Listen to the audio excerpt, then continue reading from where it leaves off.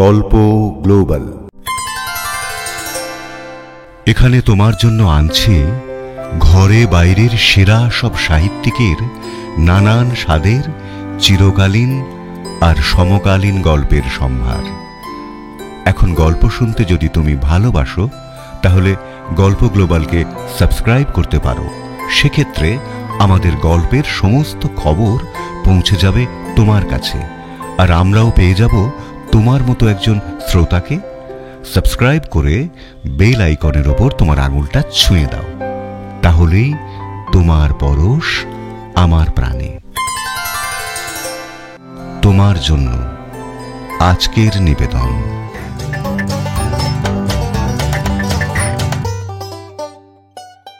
জয়ন্ত মানিক জুটির গোয়েন্দা গল্প।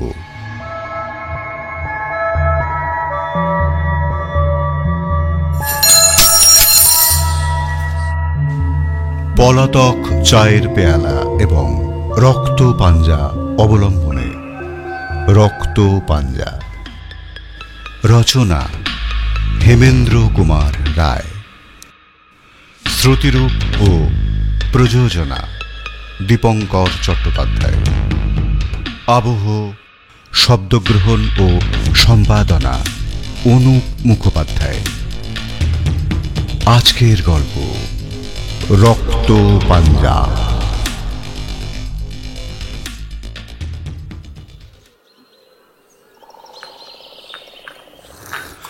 ভোরে ঘুম থেকে উঠে সবে ব্রেকফাস্ট সেরেছেন এমন সময় টেলিফোনটা ঝনঝন করে বেজে উঠল। ফোন ধরলেন সুন্দরবাবু।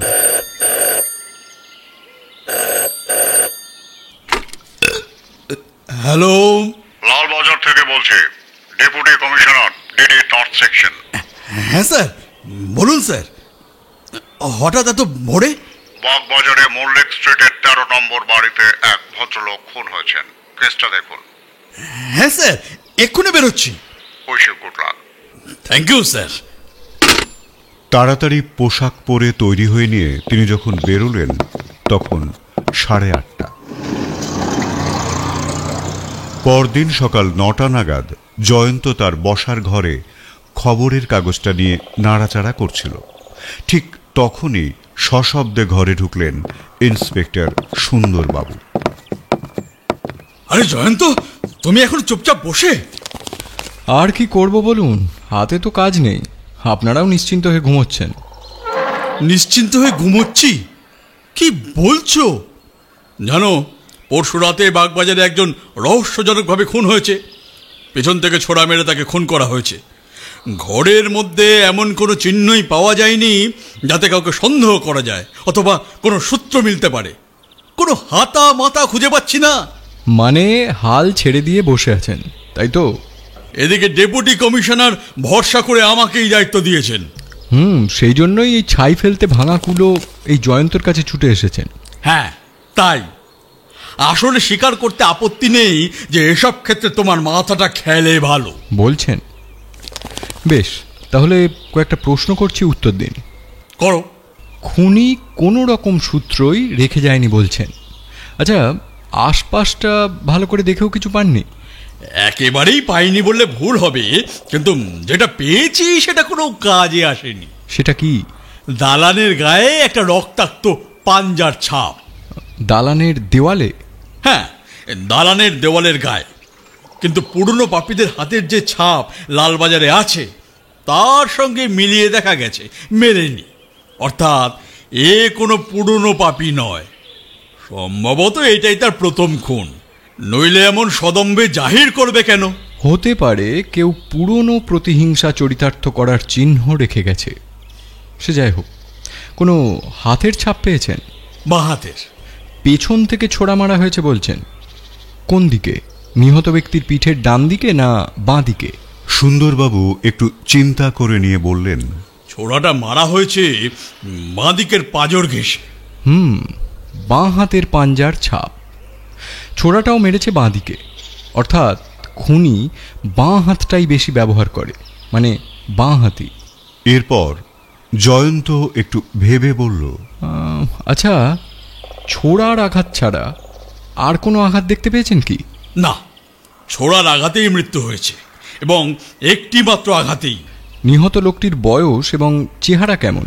বয়স 30-এর মধ্যেই, বেশ হৃষ্টপুষ্ট চেহারা, যথেষ্ট শক্তিশালী বলেই মনে হয়। এমন একজন শক্তিশালী লোককে যে একটি মাত্র ছোড়ার আঘাতেই শেষ করে ফেলতে পারে, তার নিজের দেহেও তো শক্তি কম নেই, যথেষ্ট শক্তিশালী খুনি, কি বলেন? হ্যাঁ, তা বটে। ওই রক্তমাখা হাতের ছাপটা মেঝে থেকে ঠিক কতটা ওপরে ছিল বলতে পারেন? না, তা তো মেপে দেখিনি, কিন্তু তা দিয়ে হবেটা কি? দেখুন, খুনের মতো একটা মারাত্মক ঘটনা ঘটিয়ে যে লোক ছাপ মেরে পালায়, সে তার হাতের নাগালেই তাড়াতাড়ি ছাপটা মারতে চাইবে। ইচ্ছে করে অনেক উঁচুতে বা খানিকটা নিচুতে মারার প্রবণতা কিন্তু থাকবে না। হ্যাঁ, তা বটে। এবং তার থেকেই অনুমান করে নেওয়া যেতে পারে খুনির দেহের উচ্চতা। অবশ্য পাঞ্জার ছাপটা কয় ইঞ্চি লম্বা সেটাও জানা প্রয়োজন। বেশ, মাপজোক নিয়ে আমি ফোনে তোমায় জানিয়ে দিচ্ছি। সেদিনই সন্ধ্যের কিছুটা আগে সুন্দরবাবু ফোন করে জানালেন যে মেঝে থেকে 6 ফুট কয়েক ইঞ্চি উপরে খুনির হাতের ছাপটা পাওয়া গেছে, এবং ছাপটার দৈর্ঘ্য প্রায় 8 ইঞ্চি। জয়ন্ত আপন মনেই বিড়বিড় করে বলল, তার মানে খুনি প্রায় 6 ফুটের কাছাকাছি লম্বা হবে এবং সুস্বাস্থ্যের অধিকারী। ধীরে ধীরে সে গভীর চিন্তায় তলিয়ে গেল। এর ঠিক 3 দিন পর খুব ভোরে জয়ন্তর ঘুম ভাঙল দরজায় কড়া নাড়ার শব্দে। তাড়াতাড়ি ধর্মর করে উঠে গিয়ে সে দরজা খুলে দিল। দেখল ইন্সপেক্টর সুন্দরবাবু দাঁড়িয়ে আছেন। আশ্চর্য হয়ে প্রশ্ন করল, কি ব্যাপার সুন্দরবাবু, এত ভোরে আগমন? রাতে ভালো ঘুম হয়নি বলে মনে হচ্ছে। সুন্দরবাবু দীর্ঘশ্বাস ফেলে বললেন, আর বলো কেন ভায়া, এক মুহূর্ত কি আর শান্তিতে থাকবার জো আছে? কাল বড়ানগরের আলমবাজারে আবার খুন। এক্ষেত্রেও খুন করা হয়েছে পিছন থেকে ছোড়া মেরে, এবং এক্ষেত্রেও দেওয়ালের গায়ে পাওয়া গেছে রক্ত মাখা হাতের ছাপ। এবারে মেঝে থেকে কত ফুট ওপরে ছাপটা পেয়েছেন? সেই জন্যই তো এসেছি, এবারে একেবারে মাপ জোক নিয়েই এসেছি। সেই একই ঘটনার যেন পুনরাবৃত্তি, অর্থাৎ বাঁ হাতে ছোড়া মেরে খুন, এবং মেঝে থেকে প্রায় 6 ফুট ওপরে 8 ইঞ্চি লম্বা অবিকল সেই আগের মতোই হাতের ছাপ। কিছু একটা ব্যবস্থা করো জয়ন্ত, না হলে যে আমার মান থাকছে না। এরপর চাকরি না থাকলেও কাউকে দোষ দিতে পারবো না। জয়ন্ত হেসে বলল, না, আর চুপ করে বসে থাকা উচিত হবে না। ধরন দেখে মনে হচ্ছে লোকটা আরো 2-1 জনের উপর প্রতিহিংসা নিতে পারে। আরো 2-1 জনের উপর? সর্বনাশ! চিন্তা নেই, কালই সন্ধ্যায় আমি খুনিকে গ্রেপ্তার করব। কালই? হ্যাঁ, কালই সন্ধ্যায়। তবে এ কাজে আপনার সাহায্য একান্ত প্রয়োজন। বলো, আমাকে কি করতে হবে? আচ্ছা, যে 2 জন লোক খুন হলো তাদের মধ্যে কোনো আত্মীয়তা বা অন্য কোনো সম্পর্ক ছিল? না, ছিল না। খোঁজ নিয়েছি। বিষয় সম্পত্তির লোভে যে খুনি এ কাজ করেনি সে ব্যাপারেও আমি নিশ্চিত, কারণ 2 জনের মধ্যে কোনো সম্পর্কই ছিল না। সুতরাং 2 জনকে হত্যা করবে এমন আত্মীয় আসবে কোথা থেকে? তাছাড়া ওরা 2 জনেই মানে গরিব না হলেও এমন কিছু টাকা পয়সা আবার ছিল না যার জন্য কোনো আত্মীয় লোভে পড়ে যেতে পারে। বেশ, প্রথম ব্যক্তির কোনো নিকট আত্মীয় আছেন কি? হ্যাঁ, তার এক ভাইপো আছেন, মণিবাবু। হ্যাঁ, ওতেই চলবে, ভাইপোকে দিয়েই হয়ে যাবে। এখন যে কাজটা করতে হবে, এই প্রথম যে ব্যক্তি খুন হয়েছেন তার অতি পরিচিত, অল্প পরিচিত, এমনকি সামান্যতম পরিচিত, এরকম যতজন পরিচিত ব্যক্তি আছেন তাদের সকলের নাম জেনে নিয়ে একটা তালিকা তৈরি করুন। আর দ্বিতীয় যে ব্যক্তি খুন হয়েছেন তারও ঠিক একই রকমভাবে পরিচিত ব্যক্তিদের একটা লিস্ট তৈরি করুন। তারপর দেখুন এই 2 নিহত ব্যক্তিকেই চেনে, অর্থাৎ 2 জনেরই পরিচিত এমন লোক কজন আছে। বেশ, তারপর দেখতে হবে এই কমন লোকেদের মধ্যে, অর্থাৎ 2 জনকেই চেনে এমন লোকেদের মধ্যে কে কে 6 ফুটের মতো লম্বা এবং শক্তিশালী। তাদের নামের লিস্টটা আমায় দিন। খাসা বুদ্ধি বটে তোমার জয়ন্ত। ঘটনাস্থলে না গিয়ে শুধু ঘরে বসেই কাজ সারতে চাও, হ্যাঁ? কেসটা এমন কিছু পেঁচালো নয় সুন্দরবাবু, ঘরে বসেই খুনিকে গ্রেপ্তার করা সম্ভব, তবে সবটাই নির্ভর করছে আপনার লিস্ট কতটা নিখুঁত হয় তার উপর। ও নিয়ে ভেবো না, ওটা আমি দেখে নিচ্ছি।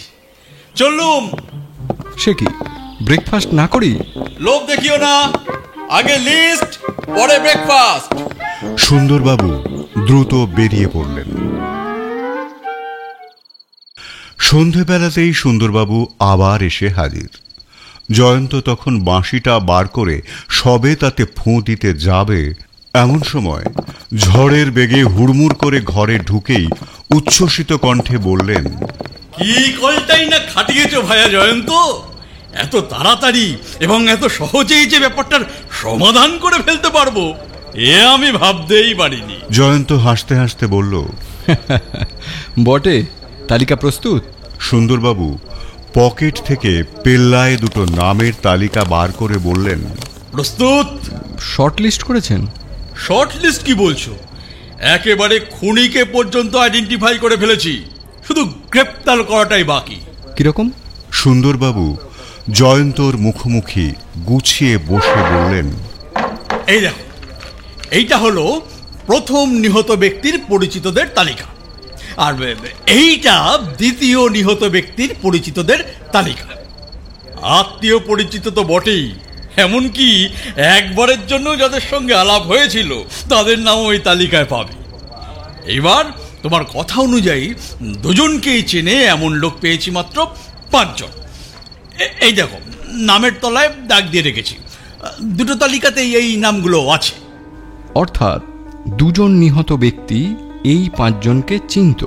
হ্যাঁ, এবার এই 5 জনের মধ্যে দুজনকে আমি হিসেবে ধরছি না। কারণ? কারণ এই দুজন এতে পেটে আর ওই রোগা পাতলা, ছুরির এক ঘায়ে কাউকে খুন করা এদের দ্বারা সম্ভব নয়। বেশ, আর বাকি 3 জন? 3 জনেরই হাইট 6 ফুটের মতো এবং এই 3 জনই যথেষ্ট শক্ত সামর্থ্য। এদের নাম? এই 3 জনেরই নাম আর ঠিকানা আমি আলাদা করে লিখে রেখেছি। এই যে, এদের মধ্যে একজনের নাম অমর সিং, কলকাতাতেই থাকে, একজন রেসের বুকি। 2 জন নিহত ব্যক্তি এই রেসের বুকি অরুণ সিংকে চিনতেন। ওরা দুজনেই কি রেস খেলতেন? সেটা খোঁজ নিয়ে দেখিনি, আপাতত দরকার নেই, তারপর বলুন। আর একজন হলেন একজন শাস্ত্র পণ্ডিত জ্যোতিষী। ইনি এই 2 জন নিহত ব্যক্তিকেই দীক্ষা দিয়েছিলেন। এর নাম রামদেও শর্মা। এর আসল বাড়ি বিহার, তবে চমৎকার বাংলা বলতে পারেন। কিছুদিন তারাপীঠে কাটিয়ে বর্তমানে কলকাতায় এসেছেন। বেশ, আর তৃতীয় জন? এই তৃতীয় জনই হচ্ছেন আসল নায়ক। তিনি কে? হরিপুরের জমিদার রামতারণ বোস। ইনি যে খুনি সেটা বুঝলেন কিভাবে? একটা কথা তুমি ভুলে যাচ্ছ জয়ন্ত, খুনি কিন্তু বাঁ হাতি। হ্যাঁ, সেটা হওয়াই স্বাভাবিক। এই 3 জনের মধ্যে একমাত্র রামতারণ বোসই বাঁ হাতি। যাচাই করেছেন? শর্ট লিস্ট করার পর এই 3 জনকেই একটা খাতা দিয়ে নিজেদের নাম ঠিকানাটা লিখে দিতে বলা হয়েছিল। বুকি অমর সিং, জ্যোতিষী রামদেও শর্মা এবং জমিদার রামতারণ বোস, এদের মধ্যে রামতারণ বাবুই লিখলেন বাঁ হাতে। এই সেই খাতা, এই দেখো। খাতাটা নিয়ে জয়ন্ত দেখল 2 জন লিখেছেন হিন্দি হরফে, জমিদার বাবু লিখেছেন বাংলায়। সুন্দরবাবু বললেন, লেখা দেখে অবশ্যই ডান বাম বোঝা যাবে না। জয়ন্ত বলল, তবে তো সব হয়েই গেল। তাহলে যান, গিয়ে গ্রেপ্তার করে নিন। জন মানে তুমি যাবে না? কোথায়? হরিপুর? আরে না না, আমাদের শর্ট লিস্টের 3 মক্কেলই এখন কলকাতায়। জমিদার বাবু বেশিরভাগটা মফস্বলেই থাকেন, কাজের তাগিদে মাঝে মাঝে কলকাতায় আসেন। এখানেও তার একটা বাড়ি আছে। এবারে এসেছেন একখানা বাগান কেনবার উদ্দেশ্যে। গতকাল ব্যাংক থেকে 10,000 টাকাও তুলেছেন। বাবা, অনেক খবরই জোগাড় করে ফেলেছেন দেখছি। তুমি কি ভাবছো আমি নাকে তেল দিয়ে ঘুমোচ্ছি? হ্যাঁ, মানিক এখন থাকলে কি বলতো আমি জানি না, তবে মাত্র 1 বেলার মধ্যে বড় বড় 2 নামের তালিকা সহ এত কিছু ইনফরমেশন জোগাড় করে ফেলেছেন। না, আপনার তারিফ না করে উপায় নেই। পুলিশ চাইলে কি না পারে, তবে ছেলেগুলো খুব খেটেছে। বেশ, তবে যান, এবার গিয়ে গ্রেপ্তারটা করে ফেলুন। আমি গিয়ে মাঝখান থেকে আর আপনার কৃতিত্বে ভাগ বসাতে যাব কেন? কিন্তু ভায়া, পরিকল্পনাটা তো তোমারই। কিন্তু গ্রেপ্তার করার কাজটা তো আর আমার নয়, ওটা তো আপনার, আপনিই করুন। সে না হয় করলো, কিন্তু আবার কিন্তু কি? জমিদার বলে কথা, আরো কিছু তথ্য প্রমাণ না জোগাড় করে, মানে শুধুমাত্র বাঁহাতি এবং লম্বা চওড়া চেহারা, এই কারণেই একজনের বাড়ি গিয়ে তাকে গ্রেপ্তার করাটা একটু। এখন আপনি যদি চান যে খুনি নিজে থেকে এখানে এসে ধরা দেবে এবং নিজের মুখে সমস্ত দোষ স্বীকার করবে, তো সে ব্যবস্থাও আমি করতে পারি। তুমি কি জাদু দেখাতে চাইছো নাকি? জাদু নয়, মনস্তত্ত্বের একটা খেলা। পরীক্ষা করে দেখতে চাই, অপরাধ বিজ্ঞানেও এর উল্লেখ আছে। এখন আপনি আমাকে ওই নিহত দুই ব্যক্তির দুখানা ফটোগ্রাফ পাঠাবার ব্যবস্থা করুন। সে না হয় হলো, কিন্তু তোমার পরিকল্পনাটা কি বলো দেখি। কাল সন্ধেবেলাতেই জানতে পারবেন। আপনি ওই তিনজনকে, অর্থাৎ অমর সিং, রামদেও শর্মা আর জমিদার রামতরণ বসুকে কাল সন্ধ্যায় আমার এখানে চা চক্রে আমন্ত্রণ জানান। কালই একটা হেস্তনেস্ত হয়ে যাবে। আপাতত ছবি দুটো পাঠাবার ব্যবস্থা করুন। ভোরে হাঁটতে বেরোবার সময় সুন্দরবাবুর পাঠানো ফটোগ্রাফ দুটো জয়ন্ত সঙ্গে নিয়ে নিল। মর্নিং ওয়াক সেরে ফেরার পথে বিশেষ কিছু কাজ মিটিয়ে ফিরতে ফিরতে অনেকটা বেলা হয়ে গেল। বাড়ি ফিরেই শুনল সুন্দরবাবু ফোন করেছিলেন। জমিদার রামতারণ বসু মারা গেছেন। তিনি এখন সেখানেই যাচ্ছেন। জয়ন্ত যেন খবর পাওয়ার সঙ্গে সঙ্গেই চলে আসে। খবরটা শুনে জয়ন্ত আপন মনে খানিকক্ষণ ভাবতে লাগল। মারা গেছেন মানে কি স্বাভাবিক মৃত্যু? তাই যদি হয় তাহলে পুলিশ কিংবা গোয়েন্দা সেখানে গিয়ে কি করবে? অবশ্যই রক্তপাঞ্জার প্রতিশোধ নেবার ব্যাপারে জমিদার রামতারণ বোস অন্যতম সন্দেহভাজন ব্যক্তি। সেক্ষেত্রে এরপর দেরি না করে জয়ন্ত বেরিয়ে পড়ল। ঠিকানা অনুযায়ী নির্দিষ্ট জায়গায় এসে রাস্তার ধারের একটা বাড়ির একতলার জানলার ভেতর দিয়ে দেখতে পেল সুন্দরবাবুর সুপরিচিত মুখ আর দোদুল্যমান ভুঁড়ি। সুন্দরবাবুও বোধহয় রাস্তার দিকেই লক্ষ্য রাখছিলেন। জয়ন্তকে দেখতে পেয়েই জানলার কাছে এগিয়ে এসে বললেন, বাঁ দিকের দরজা দিয়ে ঢুকে পড়ো। বৈঠকখানার ঘরটায় ঢুকে জয়ন্ত দেখল একটা গোল টেবিলের ওপর চায়ের পেয়ালা, টোস্ট, এগ পোজ প্রভৃতির পাত্র। সেদিকে তাকিয়ে বলল, ব্যাপার কি? এখানে বসেই ব্রেকফাস্ট সারছেন নাকি? এতক্ষণ ফুরসত হয়নি ভাইয়া। তুমি তো জানোই চাটা না খেলে আমার বুদ্ধি খোলে না। তাই পাড়ার একটা দোকান থেকে কিঞ্চিৎ খাদ্য পানীয় আনাতে বাধ্য হলো। তোমার জন্য আনাবো নাকি? প্রয়োজন নেই, আমার বুদ্ধি এমনিতেই খোলে। আপনি খেতে খেতেই বলুন, ঘটনা কি? জয়ন্ত একটা চেয়ার টেনে নিয়ে সুন্দরবাবুর মুখোমুখি বসল। সুন্দরবাবু এক কামড়ে অর্ধেকটা টোস্ট মুখে পুরে চিবোতে চিবোতে বললেন, ধরা পড়ার আগেই তো পাখি নিজেই উড়ে গেল। মারা গেলেন কিভাবে? Heart attack. কলকাতা এলে রামতারণ বাবুর চিকিৎসা করতেন ডাক্তার S.N. সিংহ। তিনি নিজেই এসেছিলেন। তার মতে হৃৎপিণ্ডের ক্রিয়া বন্ধ হয়ে যাওয়ায় মৃত্যুর কারণ। জমিদার বাবু কিছুকাল থেকেই নাকি বুকের অসুখে ভুগছিলেন। কাল সন্ধ্যাবেলাতেও বুকে একটা অস্বস্তি বোধ করছিলেন। এই খবরটা আপনাকে কে দিল? মুরারি বাবু। তিনি কে? জমিদার বাবুর প্রতিবেশী। ইনিও আগে ডাক্তারি করতেন। রাস্তার ওপারেই ওই সামনের ওই বাড়িখানায় তিনি থাকেন। তিনিই কাল সর্বশেষ জীবিত অবস্থায় রামতারণ বাবুকে দেখে গিয়েছেন। মৃতদেহ সৎকার হয়ে গেছে? না, রামতারণ বাবু এবার একাই কলকাতা এসেছেন। হরিপুরে তার বাড়িতে খবর পাঠানো হয়েছে। তারা এখন এসে পৌঁছননি। বুঝলুম, কিন্তু এখানে আমার আপনার থাকার প্রয়োজনটা কি? বাগান কিনবেন বলে জমিদার বাবু কাল ব্যাংক থেকে যে 10,000 টাকা তুলে রেখেছিলেন সেটা চুরি হয়ে গেছে। একই রাত্রে জমিদার রামতারণ বাবুর মৃত্যু এবং টাকা চুরি কি একটু সন্দেহজনক নয়? অথচ মৃত্যুর জন্যে সন্দেহ প্রকাশ করার উপায় নেই, কারণ ডক্টর SN সিং এর মতো একজন বিখ্যাত ডাক্তার সার্টিফিকেট দিয়েছেন, তা না হলে লাশ হয়তো আমি মর্গে পাঠাতে বাধ্য হতো। টাকাটা ছিল কোথায়? ওর শোয়ার ঘরে আলমারির ভেতর। আলমারির ভেতর যে 10,000 টাকা আছে, এ খবর আর কেউ জানতো? সন্তোষবাবু জানতেন, তিনি জমিদার বাবুর ম্যানেজার, এই বাড়িতেই থাকেন। এ বাড়িতে আর কে কে থাকে? 2জন দারোয়ান, 2জন বেয়ারা আর একজন রান্নার ঠাকুর। রাত্রে জমিদার বাবুর শোবার ঘরের দরজা কি ভিতর থেকে বন্ধ ছিল? না। মৃতদেহ কি একবার দেখা যায়? অনায়াসে, চলো। মাঝারি আকারের ঘর, একদিকে একটা আলমারি, টাকা ছিল তার ভেতরেই, একদিকে একখানা পালঙ্ক, রাস্তার ধারের জানলার সামনে একটা ছোট টেবিল আর একখানা চেয়ার, মেঝেতে কার্পেটের ওপরে পাতা একটা ছোট বিছানা, মৃতদেহটা তারই ওপর শোয়ানো আছে।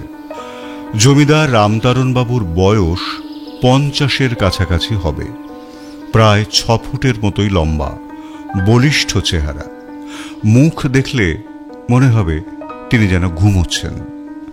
জয়ন্ত বেশ খানিকক্ষণ ধরে খুঁটিয়ে খুঁটিয়ে মৃতদেহটা পরীক্ষা করল। তারপর পকেট থেকে একটা আতশ কাঁচ বার করে মৃতদেহের বাম হাতের বুড়ো আঙুলের ওপরে রেখে কি যেন মনোযোগ দিয়ে দেখতে লাগলো। তারপর সুন্দরবাবুর দিকে ফিরে বলল, এই ক্ষতচিহ্নটা কি আপনি দেখেছেন? ক্ষত চিহ্ন? হ্যাঁ, অত্যন্ত ছোট একটা ক্ষত, প্রায় অকিঞ্চিতকর বললেই চলে, খেয়াল করে না দেখলে চোখেই পড়বে না। জয়ন্তর কথা শুনে ভালো করে দেখে সুন্দরবাবু বললেন, রাত, একটা তুচ্ছ ব্যাপার, এ নিয়ে আমাদের মাথা ঘামাবার দরকার নেই। এরপর জয়ন্ত মৃতদেহের পাশ থেকে উঠে ঘরের চারপাশটা ভালো করে দেখতে লাগলো। চারদিকে চোখ বোলাতে বোলাতে দরজার পাশ থেকে এক টুকরো ভাঁজ করা কাগজ তুলে নিল। কাগজের ভাঁজ খুলতেই তার কপালে ভাঁজ পড়ল। ভুরু যুগল অসম্ভব রকমের কুঁচকে গেল। সুন্দরবাবু ব্যাপারটা খেয়াল করেছিলেন, কৌতূহলী হয়ে জিজ্ঞাসা করলেন, ওটা কি? জয়ন্ত কাগজের টুকরোটা সুন্দরবাবুর দিকে এগিয়ে দিল। সুন্দরবাবু দেখলেন চিরকুটটায় লেখা রয়েছে লাল কালিতে হিন্দি হরফে 2টো শব্দ, রক্তপাঞ্জা, আর তার ঠিক তলায় একটু ছোট হরফে লেখা আছে শাস্তি। কাগজটা জয়ন্তর হাতে ফেরত দিয়ে গম্ভীরভাবে বললেন, জয়ন্ত বলল, কি বুঝছেন? হিসেব তো সব গুলিয়ে গেল ভায়া, কে কাকে শাস্তি দিল? জয়ন্ত সে কথার কোনো উত্তর না দিয়ে বলল, জমিদার বাবুর ম্যানেজার সন্তোষবাবু আর তাঁর প্রতিবেশী মুরারিবাবুকে 2-একটা কথা জিজ্ঞাসা করতে চাই। ওরা দুজনেই এখানে আছেন, দাঁড়াও, ডেকে নিচ্ছি। সুন্দরবাবুর নির্দেশে একজন কনস্টেবল ম্যানেজার সন্তোষবাবু আর প্রতিবেশী মুরারিবাবুকে ডেকে দিলেন। দুজনেরই অত্যন্ত সাধারণ চেহারা, বর্ণনা করার মতো কিছু নয়। জয়ন্ত জিজ্ঞাসা করল, সন্তোষবাবু, রামতারণবাবুর বুড়ো আঙুলটা কেটে গিয়েছিল কেমন করে জানেন? কাল সকালে পেন্সিল কেটে গিয়ে সামান্য একটু ছড়ে গিয়েছিল, 2-1 ফোঁটা রক্ত বেরিয়েছিল, তো উনি সেটা আমলই দেননি। প্রশ্নটা শুনেই মুরারিবাবু জয়ন্তর দিকে সবিস্ময়ে তাকিয়েছিলেন। এবার বললেন, এই বিষয়ে আমি আপনাকে আরও 2-একটা কথা বলতে পারি। কাল সন্ধেবেলায় আমার সঙ্গে দাবা খেলতে খেলতে রামতরণবাবু বললেন বুড়ো আঙুলটা একটু টনটন করছে। আগে তো ডাক্তারি করতাম, তাই জানি কোনো ক্ষতকেই অবহেলা করা উচিত নয়। তাই বাড়ি গিয়ে লাইজলের শিশিটা নিয়ে এলুম। তারপর আমাদের খেলা শেষ করে একটা চায়ের কাপে জল ভরে তাতে 10 ফোঁটা লাইজল ঢেলে রামতরণবাবুকে বলি সেই জলে মাঝে মাঝে কাটা আঙুলটা ভিজিয়ে রাখতে। তখনই উনি আমাকে বুকের কাছে ব্যথা অনুভব করার কথা জানান। আমি তাকে শুয়ে পড়তে বলে বাড়ি ফিরে যাই। তার মানে কাল আপনি এ বাড়িতে 2 বার এসেছিলেন? না, 3 বার। 3 বার? হ্যাঁ, আমি একটু রাতে আর একবার এসেছিল। সন্তোষবাবু সে কথা জানেন। ও, সেটা কি জন্য এসেছিলেন? ওর বুকের ব্যথাটা কেমন আছে জানবার জন্য, কিন্তু ঘরে ঢুকে দেখলুম তিনি ঘুমিয়ে পড়েছেন। কাজেই তাকে না জাগিয়েই আবার আমি ফিরে যাই। আপনি যখন তৃতীয়বার এই ঘরে আসেন, সেই লাইজলের পেয়ালাটা কোথায় ছিল? ওই টেবিলটার ওপরে। কিন্তু সেটা এখন আর এ ঘরে কোথাও দেখতে পাচ্ছি না তো, গেল কোথায়? মুরারিবাবু হতভম্বের মতো বললেন, সেটা তো আমি ঠিক বলতে পারবো না। সন্তোষবাবু, আপনি কি পেয়ালাটা সরিয়ে রেখেছেন? না তো, আমি তো সরাইনি, কিন্তু আমি কাজের লোকেদের জিজ্ঞাসা করে দেখি। মুরারিবাবু পাঞ্জাবির পকেট থেকে একটা কাগজের মোড়ক বার করে তার ভেতর থেকে একটা পান নিয়ে মুখে পুরলেন। চিবুতে চিবুতে বললেন, ওরাই হয়তো সরিয়ে রেখেছে। কিন্তু কাজের লোকেদের জিজ্ঞাসা করে কিছু জানা গেল না। সে কাপও আর বাড়িতে কোথাও পাওয়া গেল না। জয়ন্ত সুন্দরবাবুকে একপাশে ডেকে নিয়ে গিয়ে বললেন, আপনার শর্ট লিস্টের যে তিনজন যে খাতাটায় নিজেদের নাম ঠিকানা লিখে দিয়েছিলেন, সে খাতাটা কোথায়? আমার সঙ্গেই আছে, মানে গাড়িতে আছে। ওটা আমার একটু লাগবে। দুজনে বাইরে বেরিয়ে এলো। সুন্দরবাবু গাড়ির ভেতর থেকে একটা পাতলা খাতা বার করে জয়ন্তর হাতে দিয়ে বলল, এটা কি করবে? দরকার আছে, সন্ধেবেলা দেখা হবে, এখন আমি চললুম। আরে দাঁড়াও দাঁড়াও, চললুম মানে? তাহলে ওদিকের ব্যাপারটা কি হবে? কোন দিকের ব্যাপারটা? সন্ধ্যের চা চক্র, ওটা ক্যান্সেল করছো তো? কেন, আপনি কি অপরাধী ধরতে চান না? আসল সন্দেহভাজন তো এখন ধরা ছোঁয়ার বাইরে চলে গেল। তাছাড়া অন্য দুজন, মানে রেসের বুকি অমর সিং আর জ্যোতিষী রামশরণ, ওরা তো ডান হাতি। কি করে বুঝলেন? বললাম যে এই খাতায় ওরা নাম ঠিকানা লিখেছেন ডান হাতে। ডান হাতে লিখলেই ডান হাতি হয় না, অনেক বাঁহাতিরাও খাওয়া আর লেখার সময় ডান হাত ব্যবহার করেন। তাই নাকি? হ্যাঁ, আমার আত্মীয়ের মধ্যেই এমন একজন আছেন। ছেলেবেলায় তিনি নাকি বাঁহাতেই লিখতে চাইতেন, কিন্তু জোর করেই তাকে ডান হাতে লিখতে অভ্যাস করানো হয়েছিল। কিন্তু বেশিরভাগ কাজ তিনি বাঁহাতেই করেন। তাই ডান হাতি না বাঁহাতি সেটা বুঝতে গেলে হাতে পেন খাতা ধরিয়ে দিলেই চলে না, আরও কিছু লক্ষ্য করতে হয়, নইলে ধোঁকা খেতে হয়। চললুম। সুন্দরবাবুকে আর কিছু বলবার সুযোগ না দিয়ে জয়ন্ত হনহন করে সামনের দিকে হাঁটতে লাগল। খানিকটা এগিয়ে ডান দিকে একটা ওষুধের দোকানে ঢুকল। দোকানদারের সঙ্গে কিছুক্ষণ কি সব কথাবার্তা বলে আবার ফিরে এলো জমিদার বাবুর বাড়ির সামনে। একজন কনস্টেবল বাইরে দাঁড়িয়েছিল, তাকে বলল, সুন্দরবাবুকে একবার ডেকে দিন তো। খানিকক্ষণ পরেই ভুঁড়ি দুলিয়ে ধূপধাপ করে রাস্তায় নেমে এলেন সুন্দরবাবু। বললেন, কি ব্যাপার বলো তো? হনন করে বেরিয়ে গেলে আবার ফিরে এলে। একটা কথা বলবো বলে ফিরে এলুম। বলো। শুনুন, দুজনকে নিয়ে চা চক্রে তেমন জমবে না, বুঝলেন? তবে কি বাতিল করে দেবো বলছো? রামতারণ বাবুকে যখন পাওয়ার কোনো উপায় নেই তখন... আমি তো আগেই তোমাকে সে কথাটা বললুম। আমাদের শর্ট লিস্টের আসল লোকটাই যখন আর পাওয়া যাচ্ছে না, তখন তার বদলে তার প্রতিবেশী মুরারিবাবুকেই না হয় বলে দিন। তিনজন না হলে চক্র পূর্ণ হবে কিভাবে? তুমি কি মুরারিবাবুকেও সন্দেহ করছো নাকি? কিন্তু ওরকম একজন রোগা পাতলা চেহারার মানুষ। মনে রাখবেন, চেহারা দেখেই সবসময় গায়ের জোর অনুমান করা সম্ভব হয় না। কিন্তু হাইটটা তো খুব একটা বেশি নয়। ডিঙি মেরে হাত উঁচু করে দেওয়ালে ছাপ মারাটা কি খুব একটা কঠিন কাজ? কিন্তু মুরারিবাবুকে তো বাঁহাতি বলে মনে হলো না। এতক্ষণ লোকটাকে এখানে দেখছি, তারও তো চোখে পড়তো না। মুরারিবাবু বাঁহাতি নন। কিন্তু তোমার দুটি ক্ষেত্রেই ছোড়া মারা হয়েছে পেছন থেকে, বাঁ পাজরে, অর্থাৎ বাঁ হাতেই মারা হয়েছে। অর্জুনের আরেক নাম সব্যসাচী। সব্যসাচী কথাটার মানে জানেন? যার দুহাত সমান চলে। তুমি তার মানে... আচ্ছা, তাহলে আগের দুই নিহত ব্যক্তির পরিচিতদের মধ্যে এই মুরারিবাবুর নাম তো কোথাও পেলুম না। মুরারিবাবু জমিদার রামরতন বাবুর প্রতিবেশী। রামরতনবাবু আবার ওই দুজন নিহত ব্যক্তিরই পরিচিত। সুতরাং মুরারিবাবুও যে ওই দুজনকে চিনতেন না, তাই বা কে বলতে পারে? তাহলে আমার তৈরি কোনো লিস্টেই তার নাম নেই কেন?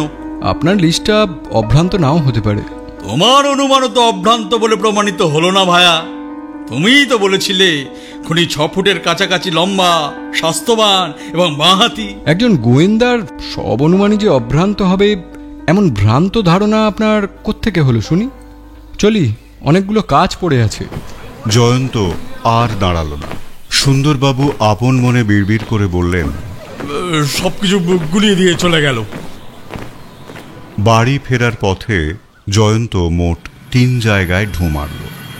প্রথমেই গেল নগেন পালের স্টুডিওতে। নগেনবাবু জয়ন্তকে দেখেই বললেন, ফটো দুটো সকালেই পেয়েছি, কাজও শুরু করে দিয়েছে, ঠিক সময়ে বাড়ি পৌঁছে যাবে।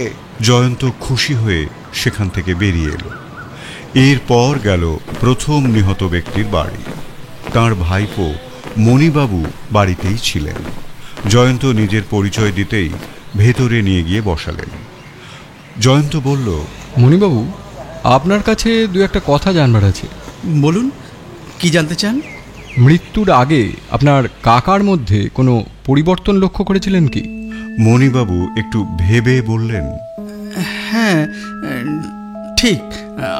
আপনি বলার পর মনে হচ্ছে সপ্তাহখানেক যাবৎ কাকা একটু চিন্তিত ছিলেন। তবে সেই সময়টা তার একটু সর্দি জ্বরের মতো হয়েছিল, তাই আলাদা করে কিছু মনে হয়নি। ওই সময়টার মধ্যে কারা কারা আপনার কাকার কাছে এসেছিল একটু মনে করে বলতে পারবেন? এমনিতে তো ওর কাছে লোকজন কেউ খুব একটা আসে না। ওই সময় আমি একজনকেই আসতে দেখেছিলাম। কাকে? আপনি তাকে চেনেন? না, একজন পাঞ্জাবি ভদ্রলোক, মাথায় পাগড়ি ছিল। কাকা তাকে অমরবাবু বলে ডেকেছিলেন শুনেছি, সেটা মনে আছে। ইনি কি আগেও এসেছিলেন? এসে থাকলেও আমি অন্তত দেখিনি। সেদিন এসে কতক্ষণ ছিলেন? তা প্রায় আধ ঘন্টার মতো হবে। দুজনের মধ্যে কি কথাবার্তা হয়েছিল সে বিষয়ে কিছু আন্দাজ করতে পারেন? আগে নাম তা বলতে পারবো না, তবে বেরিয়ে যাওয়ার সময় ওনাকে বেশ চিন্তিত লাগছিল, চোখ মুখও একটু যেন থমথমে হয়েছিল। এটাও কিন্তু আপনি এখন প্রসঙ্গটা তুললেন বলে মনে পড়ল। তখন কোনো গুরুত্ব দিইনি, মানে আলাদা করে বিষয়টা নিয়ে ভাববার মতো কিছু বলে মনেই হয়নি। বেশ, এখন উঠি। আপনার সঙ্গে কথা বলে উপকার হলো। পুলিশ খুব শিগগিরই আপনার কাকার হত্যাকারীকে গ্রেপ্তার করে ফেলবে। এই পাঞ্জাবি লোকটি কি সন্দেহজনক? মানে দেখলেও কিরকম যেন একটা ইয়ে হয়, লম্বা চওড়া, কাঠক্ষেত্রের মতো চেহারা। আপনার মতো নিরীহ চেহারার লোকেদেরও কিন্তু আমরা সন্দেহের বাইরে রাখি না। চলি। জয়ন্তর কথা শুনে মণিবাবু 2 বার ঢোক গিললেন। জয়ন্ত উঠে পড়ল। এরপর গেল দ্বিতীয় নিহত ব্যক্তির বাড়ি। তখন পুরুষ মানুষেরা কেউ বাড়িতে ছিলেন না। বাড়ির এক কাজের মহিলা বলল, আপনি সন্ধেবেলায় আসুন। জয়ন্ত বলল, সন্ধেবেলায় তো আমার একটা দরকারি কাজ রয়েছে, এখানে তো আসতে পারবো না। তাহলে কাল আসবেন? তুমি তো এ বাড়িতে অনেক দিন ধরে কাজ করছো। হ্যাঁ, 3-4 বছর তো হয়ে গেল। তাহলে তোমাকেই কয়েকটা কথা জিজ্ঞাসা করি। তুমি ঠিকঠাক জবাব দিতে পারলে আমাকে কাল আর আসতে হবে না। বলুন, কি কথা জানতে চাইছেন? তোমার বাবু খুন হয়ে যাওয়ার আগে সপ্তাহখানেকের মধ্যে কারা কারা তার সঙ্গে দেখা করতে এসেছিল তোমার মনে আছে? কই, কেউই তো বাবুর কাছে আসেনি। তুমি ঠিক জানো তো? হ্যাঁ, এলে আমার চোখে পড়তো। আচ্ছা, এর মধ্যে তোমার বাবুকে কি কোনো ব্যাপারে দুশ্চিন্তা করতে দেখেছিলে? জয়ন্তর এই প্রশ্নটা শুনে কাজের মহিলা খানিকক্ষণ চুপ করে থেকে বলল, কথাটা আমি ছাড়া আর কেউ জানে না। মানে আমি কথাটা কাউকে আর বলিনি। আমাকে সব কথা খুলে বললে তোমার বাবুকে যে খুন করেছে তাকে ধরতে সুবিধা হবে। না, গোপন করার মতো কথা এটা নয়। কি কথা বলো তো? বাবু যেদিন খুন হন তা সপ্তাহখানেক আগের ঘটনা। বাবুর ঘর ঝাঁট দিতে গিয়ে ঘরের মেঝেতে একটা ভাঁজ করা ছোট কাগজ পড়ে থাকতে দেখি। দরকারি কাগজ হতে পারে ভেবে সেটা কুড়িয়ে বাবুর হাতে দিলুম। বাবু সেটা দেখে পকেটে রেখে দিলেন। এরপর থেকেই বাবু কিরম যেন একটু ভয় ভয় থাকতেন বলে মনে হতো। সন্ধ্যের পর ঘর থেকে আর বেরুতেনই না, বেরুলেও বেলাবেলি ফিরে আসতেন। কাগজটায় কি লেখা ছিল জানো? না, আমি তো আর পড়তে পারি না। লেখাটা তুমি দেখেছিলে? কাগজটা বাবু আমার সামনেই খুলেছিলেন। জয়ন্ত ওর পকেট থেকে জমিদার রামতারণ বসুর ঘরে পাওয়া চিরকুটটা বার করে দেখিয়ে বলল, এই যে দেখো তো, সেটা কি কতকটা এই কাগজের মতো দেখতে? কাজের মহিলা সেটা দেখে সবিস্ময়ে বলল, হ্যাঁ, এটাই সেই কাগজটা। আপনি কোথায় পেলেন? না, এটা সেটা নয়। ঠিক আছে, তোমার সঙ্গে কথা বলে অনেক উপকার হলো। জয়ন্তর বাড়িতে বসেছে চায়ের বৈঠক। সুন্দরবাবু ছাড়াও উপস্থিত আছেন আরও দুজন ছদ্মবেশী পুলিশ ইন্সপেক্টর এবং ওঁরা 3 জন, অর্থাৎ রেসের বুকি অমর সিং, নিহত জমিদার বাবুর প্রতিবেশী মুরারি বাবু এবং জ্যোতিষী রামদেও শর্মা। বৈঠকে নানা আলোচনা চলছে। এরই মধ্যে একসময় জয়ন্ত অমরবাবুকে নিয়ে পাশের ঘরে ঢুকল। ঘরে পা দিয়েই অমর সিং চমকে উঠলেন। আধো অন্ধকারে ঘরের এক কোণে ঠিক যেন নিহত ব্যক্তি 2 জন দাঁড়িয়ে আছে। বাঁ পাঁজরে ছোড়া বেঁধানো, রক্তে ভেসে যাচ্ছে তার দেহ, মুখে আতঙ্কের চিহ্ন। জয়ন্তর দিকে তাকিয়ে সবিস্ময়ে অমরবাবু প্রশ্ন করলেন, ये सब কি জয়ন্ত বাবু? ও কিছু না, আমার একটা খেয়াল মাত্র। মনে করছি এবার থেকে নিহত ব্যক্তিদের একটা করে মোমের পুতুল তৈরি করে আমার এই ঘরটা সাজাবো। আরে অদ্ভুত খেয়াল মশাই আপনার। এদের মধ্যে একজনকে তো আপনি চেনেন। কেমন বানিয়েছে মূর্তিটা? একজন নয়, 2 জনকেই আমি চিনি, বিলকুল এক। হুমকি লেখা চিরকুটটা কি এরা দুজনেই পেয়েছিলেন? অমর সিং অত্যন্ত অবাক হয়ে বললেন, হুমকি চিরকুটের কথা আপনি কিভাবে জানলেন? ও, আপনিও তার মানে জানেন? হ্যাঁ জানি, তবে 2 জনই পেয়েছিলেন কিনা সেটা বলতে পারবো না। মণিবাবুর কাকা যে পেয়েছিলেন সেটা আপনি জানেন? উনি একটা সমস্যায় পড়ে ওনার বাড়িতে আমাকে ডেকেছিলেন। তখনই দেখলাম চিরকুটটা, উপরে লেখা রক্ত পাঞ্জা আর তার তলায় লেখা শাস্তি। আপনি বাইরে গিয়ে একবার জ্যোতিষী মশাইকে ঘরে পাঠিয়ে দেবেন। হ্যাঁ হ্যাঁ দিচ্ছি। জ্যোতিষী রামদেও শর্মা বেশ নিশ্চিন্ত মনেই ঘরে ঢুকলেন। হঠাৎ নিজের অজ্ঞাতে তার চোখ দুটো গিয়ে ঠিকরে পড়ল ঘরের কোণে রাখা মূর্তি দুটোর ওপর। তার মনে হলো খুন হয়ে যাওয়া 2 মানুষ দাঁড়িয়ে আছে তার সামনে। কে যেন মুহূর্তে শুষে নিল তার মুখের সবটুকু রক্ত। একটা অস্ফুট শব্দ করেই তিনি জ্ঞান হারিয়ে ফেললেন। সবাই ছুটে এলো। ঘরের মধ্যে হই হুল্লোড় বেঁধে গেল। সুন্দরবাবুর দিকে তাকিয়ে জয়ন্ত বলল, সুন্দরবাবু, এই নিন আপনার আসামি, গ্রেপ্তার করুন। সকলে হতভম্বের মতো দাঁড়িয়ে রইল। জয়ন্ত বলল, আগে বাবাজির জ্ঞান ফেরাবার ব্যবস্থা করি, তারপর আপনাদের কৌতূহল মেটাচ্ছি। সম্ভবত অমরবাবু এ কাজে আমাকে কিছুটা সাহায্য করতে পারবেন। চোখে মুখে জলের ঝাপটা দিয়ে রামদেও শর্মার জ্ঞান ফিরিয়ে আনা হল। এখন তিনি একটা হাতলওয়ালা কাঠের চেয়ারে বসে আছেন। তার দুপাশে 2 জন পুলিশ ইন্সপেক্টর। উল্টো দিকে বসেছে জয়ন্ত। জয়ন্তর এক পাশে সুন্দরবাবু, আর এক পাশে অমর সিং। অমর সিংয়ের পাশে মুরারিবাবু। জয়ন্ত বলতে শুরু করল, জমিদার রামতারণবাবুর ঘরে রক্তপাঞ্জা আর শাস্তি লেখা চিরকুটটা দেখার পরেই বুঝেছিলুম আসল নাটের গুরু এই জ্যোতিষী বাবাজি। সুন্দরবাবুর এই খাতায় 3 জনের হাতের লেখা ধরা আছে। মৃত জমিদার বাবু, অমরবাবু আর জ্যোতিষী রামদেও শর্মার হাতের লেখা। শাস্তির স আর শর্মার স, এই দুটো তালবস্য দেখলে হস্তাক্ষর যে একই লোকের তা বোঝবার জন্য হস্তবিশারদ হবার প্রয়োজন পড়ে না। সুন্দরবাবু কিছু একটা বলবার জন্য উসখুস করছেন দেখে জয়ন্ত বলল, জ্যোতিষী মশাই, আপনার ব্যাগে কি আছে? জ্যোতিষী রামদেও শর্মা মিনমিন করে বলল, বই। কটা বই? 3টে। একটা বার করুন তো দেখি। রামদেও শর্মা ডান হাতে ব্যাগের মুখটা ফাঁক করে তার ভেতর থেকে বাঁ হাতে একটা বই বার করে সামনের টেবিলের ওপর রাখলেন। জয়ন্ত বলল, সুন্দরবাবু, লক্ষ্য করলেন কি বইটা বাবাজি ঝোলা থেকে বার করলেন বাঁ হাতে? বাবাজি যে বাঁ হাতি এটা আমি অনেকক্ষণ আগেই খেয়াল করেছিলাম, তবে লেখালেখিটা করেন ডান হাতে। এই জায়গায় জয়ন্তকে থামিয়ে দিয়ে অমর সিং বলে উঠলেন, না জয়ন্ত বাবু, এখানে আপনি ভুল করে ফেললেন। জয়ন্ত একটুও অপ্রতিভ না হয়ে বলল, হ্যাঁ বলুন তো, আমি জানি আপনি আমাকে ঠিক জায়গায় সাহায্য করতে পারবেন। এবার আমি বুঝতে পারছি জয়ন্ত বাবু, এ লোকটা আসলে জ্যোতিষী নয়, ও একজন ব্ল্যাকমেলার আছে। কথার ছলে নিজের ক্লায়েন্টদের গোপন কথা জেনে নিত, তারপর সেসব গোপন কথা প্রকাশ করে দেওয়ার ভয় দেখিয়ে রক্তপাঞ্জা নাম দিয়ে চিঠি দিয়ে মোটা টাকা আদায় করে নিত। এই চিঠিগুলো লিখতো বাঁ হাতে? হ্যাঁ, দেখলে মনে হবে কাঁচা হাতের লেখা আছে।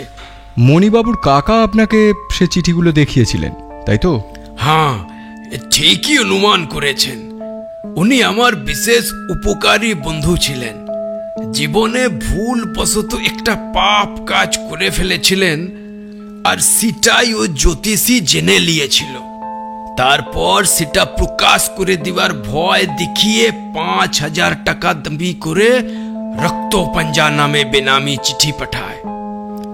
অত টাকা দেবার মতো সামর্থ্য ওর ছিল না। জ্যোতিষী মশাই ভাবলেন দু একজনকে খুন করে ফেলতে পারলে অন্য মক্কেলদের ভয় দেখাতে সুবিধা হবে।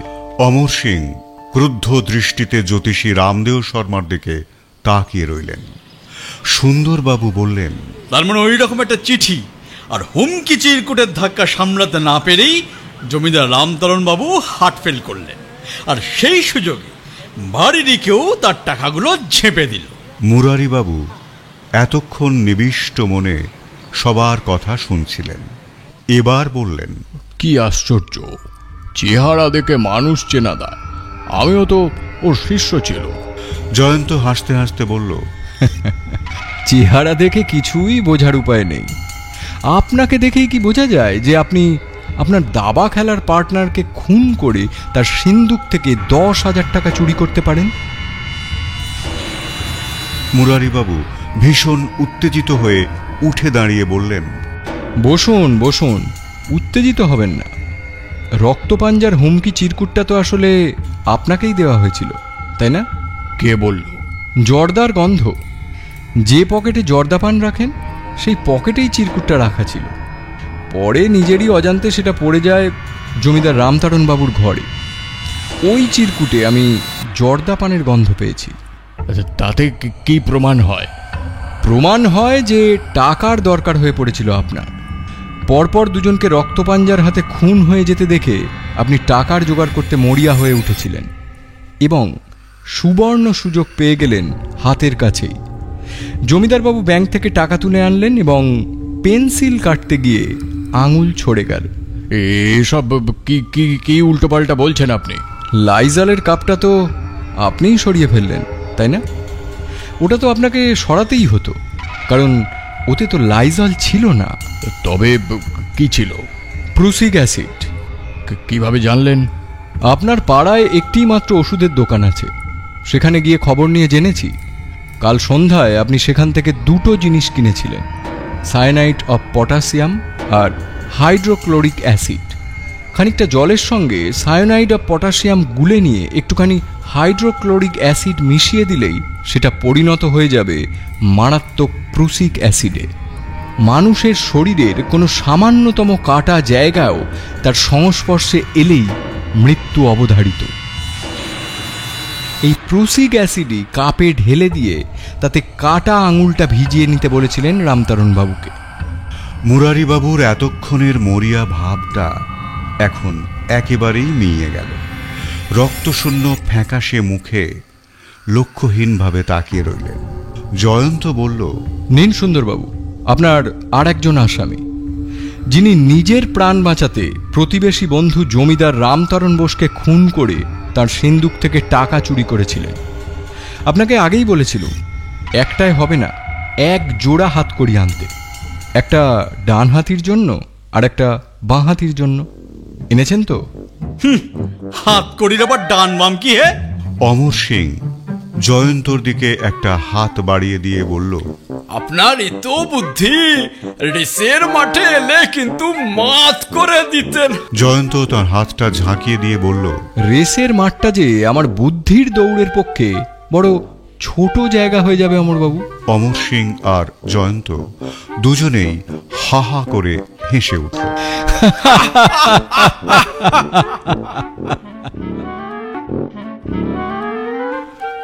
এতক্ষণ তোমাকে শোনাচ্ছিলাম হেমেন্দ্র কুমার রায়ের গল্প রক্ত পাঞ্জা।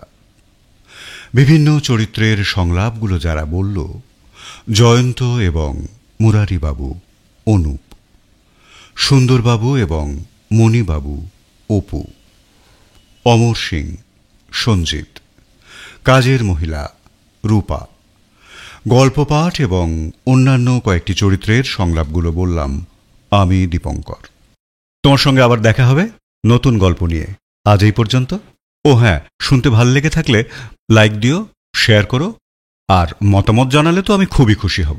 টাটা।